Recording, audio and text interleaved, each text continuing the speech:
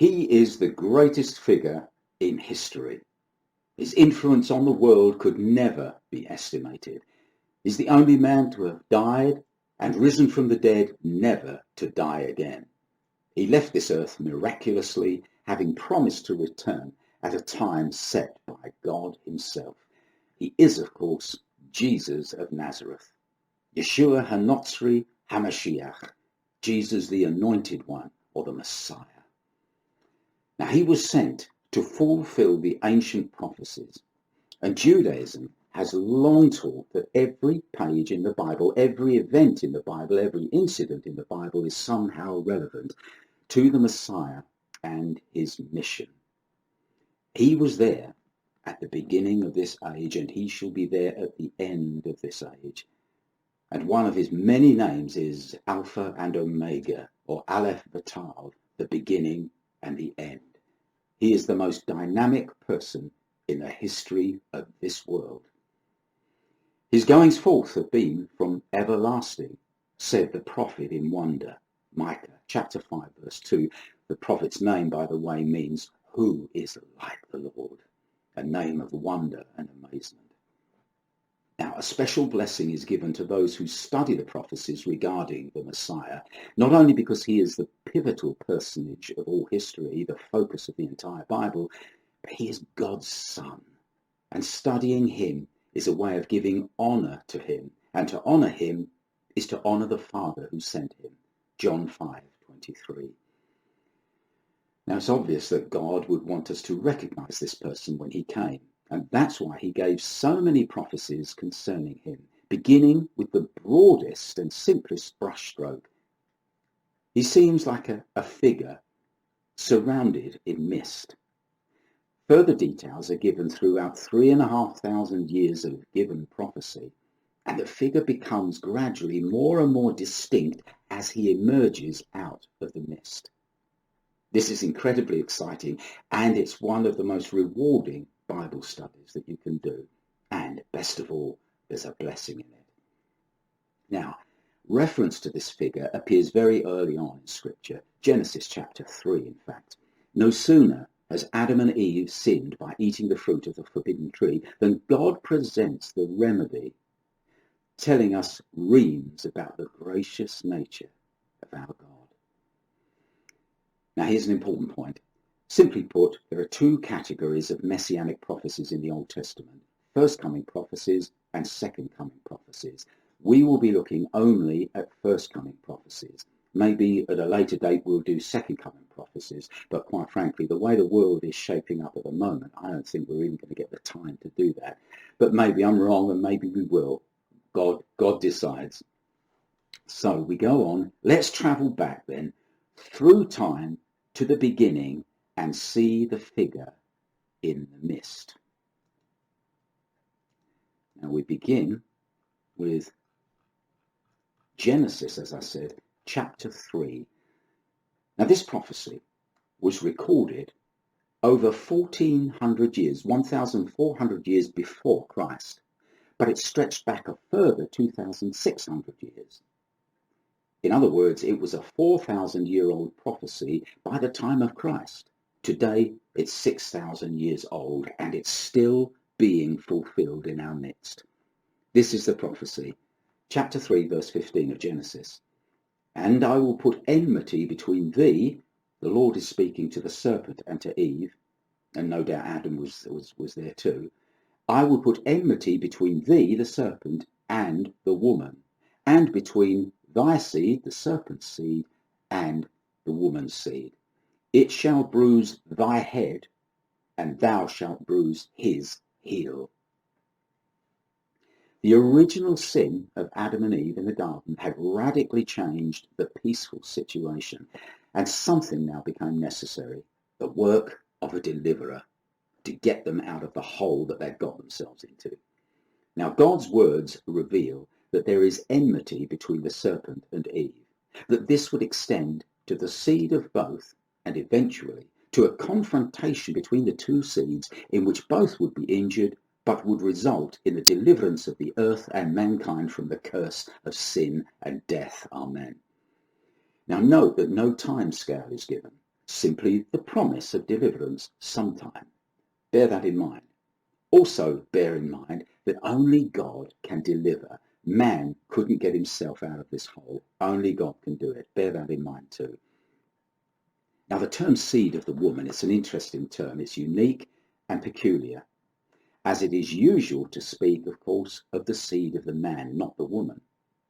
Apparently then, going by this prophecy, the man's seed will not be involved in producing the coming deliverer. Now, if you or I had been living then, and we heard that prophecy, what have we learned? What have we understood about this figure that's appearing in the mist, as it were?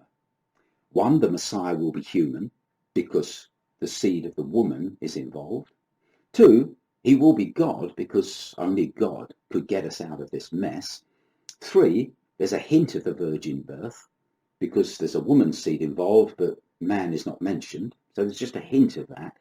And finally, there's the concept, therefore, of incarnation, God becoming man.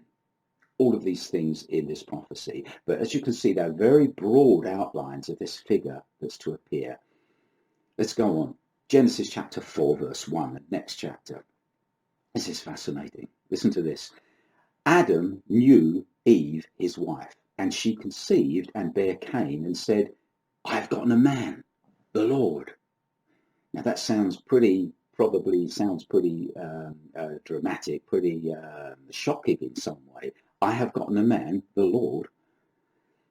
Your translation and mine will have words added such as from the Lord, or more commonly, with the help of the Lord. So it says something like this. And Adam knew Eve, his wife, and she conceived and bare Cain and said, I have gotten a man with the help of the Lord, or from the Lord.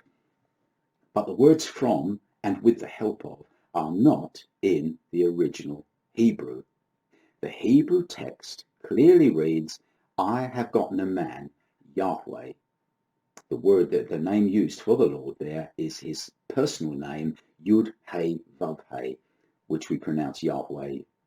We're never sure whether or not that's the correct pronunciation.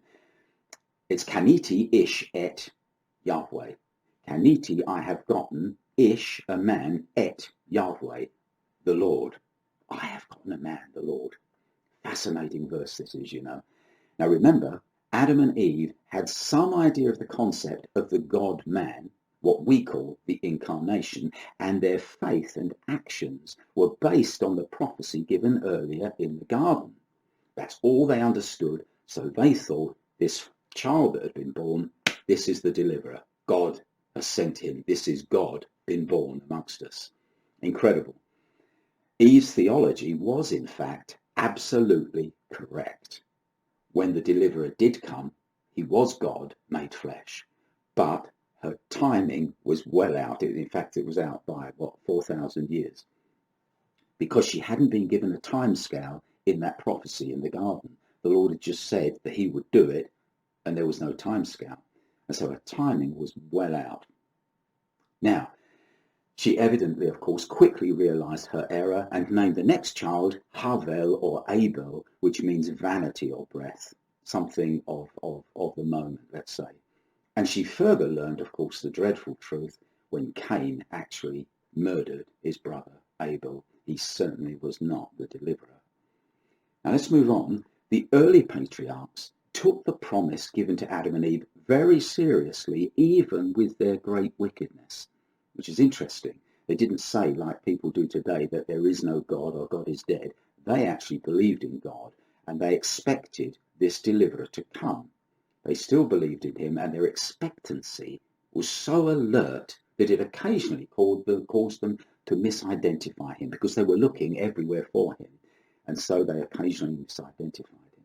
Look at Genesis chapter 5, verse 21. Fascinating verses these. Enoch, you know the name well, Enoch lived 65 years, and he begat Methuselah. Now what follows is not a prophecy concerning the Messiah, but we'll briefly look at it because it illuminates for us the degree of expectation that there was in the pre-flood world, as wicked as it was. Now this takes a little bit of concentrating, so I'll try to explain it. There are difficulties in it. Enoch was the greatest pre-flood prophet, wasn't he? Yeah. God, he loved God, and God took him, didn't he? It says that, and Enoch was no more, for God took him. And the name that Enoch chose for his son was typically prophetic. Methuselah, or Metushelach, which means mut, death, shalach, he will come, or he shall bring. In other words, his death shall bring, or when this one dies, he will come. Now, as there is no neuter in Hebrew, in the Hebrew language, that is to say, you can't say it. It has to be he or she, similar to the French language. It has to say, he shall come. Enoch couldn't give his son a name which meant when this one dies, it will come. It had to be he or she, and he chose he because he was referring to a thing called Mabul, or the flood. Now, Mabul is a masculine noun, and therefore Enoch said, he will come. I hope that's clear. But what it did was it caused the people to have messianic expectations. They thought, wow, when this one dies, he will come. Obviously, the deliverer will come. So what happened was this. Methuselah's grandson was born. Who was that? Noah.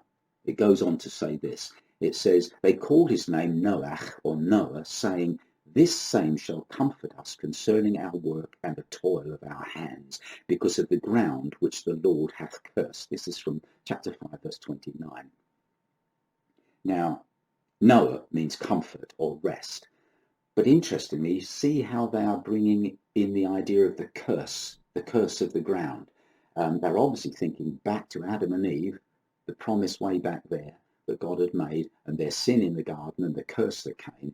And so they're linking Noah, he will bring us rest from the curse that resulted from back there, the sin in the garden. So they thought, in other words, that Noah was going to be the deliverer, that he was, in fact, the Messiah. Now, here's the interesting thing. The very year in which Methuselah died, Enoch's prophecy was fulfilled, but it became clear that the he in the sentence, he will come, was not the deliverer, but the Mabul, the flood. The very year that Methuselah died, the rain came and the flood started. Absolutely amazing. So I only mention this, this misidentification in order to illustrate the intense expectation of the fulfillment of God's promise to Adam and Eve. But let's go back before Noah and the flood. Did all this expectation go unnoticed by the serpent, Satan? After all, he stands to have his head crushed by this deliverer and to lose the world in the bargain. He wasn't idle. Go to Genesis chapter 6, verses 1 to 4. Reads like this. And it came to pass, when men began to multiply on the face of the earth, and daughters were born unto them, that the sons of God saw the daughters of men, that they were fair, and they took them wives of all which they chose. And the Lord said, my spirit shall not always strive with man, for that he also is flesh. Yet his days shall be 120 years. There were giants in the earth in those days, and also after that, when the sons of God came in unto the daughters of men, and they bare children to them, the same became mighty men, which were of old, men of renown. What a strange scripture that is. The Hebrew term, sons of God, B'nai Ha-Elohim, always refers to angels, whether fallen angels or unfallen angels. And their actions reveal what type they were. By their actions, these are obviously fallen angels, and their offspring are called fallen ones, or Nephilim, or Nephilim. Is pronounced in different ways. It comes from the Hebrew Nephal, which means to fall. So Nephilim, the E mending is plural. So these are fallen ones, Nephilim. Now, Satan's object, what was going on here? Satan's object was to defile the seed of the woman. Remember the prophecy way back, the Lord spoke about the seed of the woman, that the deliverer would come through the seed of the woman. So Satan's object is to defile that seed to such a degree that the coming of the Messiah, the deliverer, would be impossible, and the earth would become his by default. In short, it's Satan's response to Genesis 3:15, the original prophecy. Now, the plan almost succeeded, but fortunately for us, for mankind, one man and his family was found to be perfect, Noah. Now, a Hebrew word translated perfect, tamim, refers not to moral perfection. Noah was a sinner like all of us, so it wasn't moral perfection. It's only one that ever was morally perfect. And this is the one we're talking about, the one who's to come. So it doesn't refer to moral perfection, but physical perfection, emphasizing the fact that Satan had been highly successful in corrupting the physical seed of the human race, but not successful with this one man and his family. Praise God. Now, we know the rest of the story. God totally eliminated all of the monstrously corrupt creatures with which Satan had polluted the earth. The cannibals known as Nephilim, and the corrupted remains of humanity upon which they preyed, and, according to the book of Enoch, had practically wiped out. What a mess it must have been. Now let's move on through time about 1,000 years. Up until now, we've not had any more information about this figure in the mist, the deliverer. We're just still going on that one which we had in the garden, but we're about to be given much more detail. God speaks to Abraham.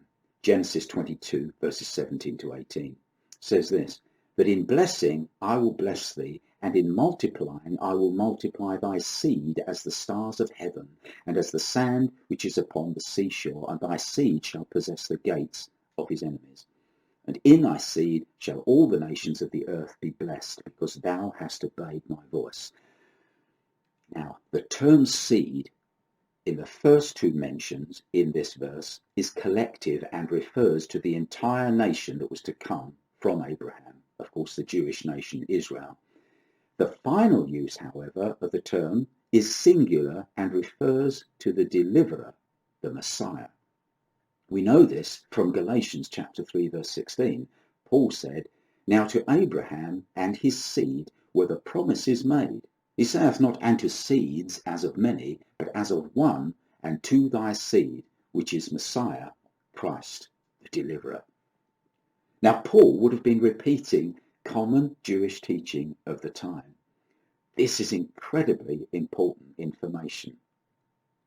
Up until this point in time, we only knew that the deliverer was to be a man and God somehow united, and that he would deliver mankind from the curse. But we didn't know where to look for him.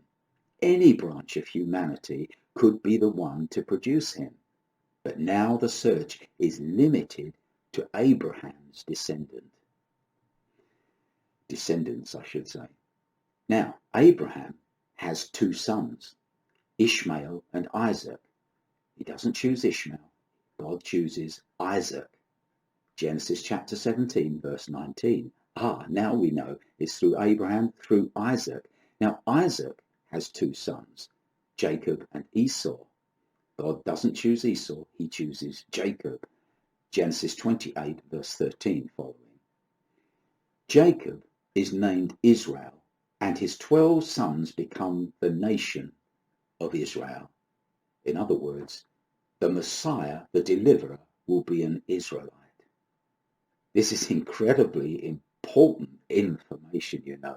The figure is forming, coming through the mist, as it were. The figure in the mist has suddenly become a lot clearer, but there is more to come.